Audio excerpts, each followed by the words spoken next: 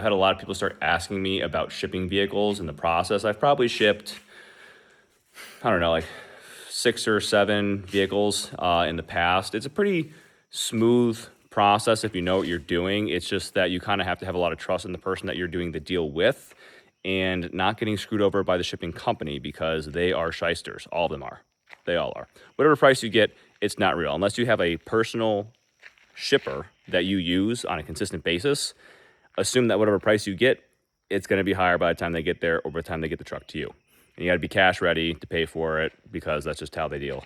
So if anybody wants me to go in depth on that a little bit more, I can kind of tell you the things that I like to do as far as paperwork, the transaction, the bill of sale, how we transfer money. There's a couple different ways you can do it. I have my method that has been, for the most part, foolproof. There's always going to be surprises when it shows up, but sight unseen from Oregon, having it shipped here, the lady I was dealing with that was selling it on behalf of her deceased father's estate was more knowledgeable, I would say, than most people are when I'm dealing with the buying and selling from a far distance situation. So that was kind of a breath of fresh air.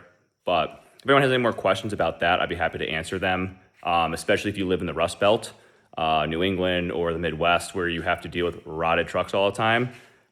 It's definitely worth it to look down south, out west, take the time, find one that's clean, spend the money, assume it's going to be another $2,000 plus to have it shipped here if it's coming all the way from the West Coast. Otherwise, you might be in like the $1,500 to $2,000 range. But it's worth it because who wants to fix rust? Not me.